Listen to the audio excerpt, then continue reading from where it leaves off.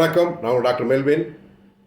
நிறைய பேஷண்ட்ஸ் வரும்போது என்ன சொல்கிறாங்க அப்படின்னா, சார் என்னுடைய வயிறு அப்படியே ஒரு காற்றடைத்த பலூன் மாதிரி ரொம்ப பெருசாக இருக்குது, எவ்வளோ முயற்சி பண்ணி குறைய மாட்டேங்குது, எக்ஸசைஸ் பண்ணுறேன், ஏரோபிக்ஸ் பண்ணுறேன், வாக்கிங் போகிறேன், ஜாகிங் போகிறேன், டயட்டும் என்னெல்லாமோ பார்த்தாச்சு சார், எதுவுமே எஃபெக்டிவாக இல்லை, திரும்ப திரும்ப வயிறு அதே ஷேப்பில் அப்படியே பலூன் மாதிரியே இருக்குது அப்படின்னு சொல்கிறாங்க.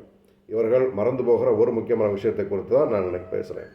ஏரோஃபேஜியா அப்படிங்கிற ஒரு கண்டிஷன் இருக்குது. அதாவது ஸ்வாலோயிங் ஏர், காற்றை நிறைய வயிற்றுக்குள் நிரப்பிக்கொள்வார்கள். என்ன முறைகள்லாம் நிரப்பிக்கொள்வார்கள் அப்படின்னு சொல்லி பார்த்தீங்கன்னா, நைட்டு தூக்கத்தில் கொரட்டை விடுறவங்களா இருந்தீங்க அப்படின்னு சொன்னால் இது ரொம்ப முக்கியமாக நீங்கள் கவனிக்க வேண்டிய விஷயம்.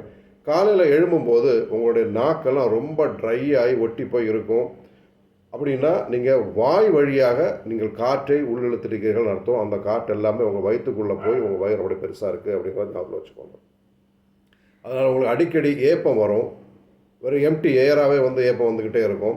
அது மாதிரி வயிறு ரொம்ப ப்ளோட்டடாகவே இருக்கும், வெளிக்கு போகிறதுல பிரச்சனைகள் இருக்கும், கான்ஸ்டிபேஷன் இருக்கலாம், இல்லை ரொம்ப டைரிகல் ஸ்டூல் மாதிரி போகலாம். இது ரெண்டுமே வர வாய்ப்பு இருக்கிறது. இந்த மாதிரி சிம்டம்ஸ் எல்லாம் இருந்தது அப்படின்னு சொன்னால் உங்களுடைய மருத்துவர்கிட்ட கலந்து ஆலோசித்து, அதே மாதிரி நீங்களே கூட உணர முடியும் நம்ம அந்த நைட்டு தூக்கத்தில் எந்த அளவுக்கு கொரட்டை விடுறோம் அப்படிங்கிறத கவனித்து பாருங்கள்.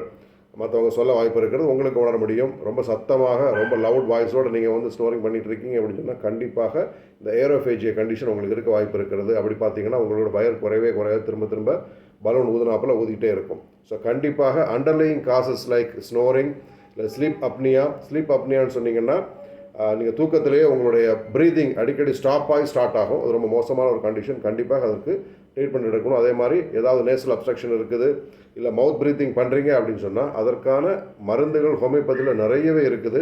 நீங்கள் ஒரு ஹோமியோபதி மருத்துவரை அணுகி அதற்கான தெளிவான விளக்கங்களை பெற்று சிகிச்சை எடுத்துக்கொண்டீங்கன்னு சொன்னால் முழுசாக இது குணமாக முடியும். ஸோ அதனால் வயிறு ஏன் பலூன் மாதிரி ஊதிக்கிட்டே போகுது, குறையவே மாட்டேங்குது அப்படின்னு சொன்னீங்கன்னு சொன்னால் ஏரோஃபேஜியா கண்டிஷன் இருக்கா அப்படிங்கிறத குறித்து கண்டிப்பாக நீங்கள் ஒரு மருத்துவத்தை கன்சல்ட் பண்ணி தெரிந்து கொள்ளுங்கள்.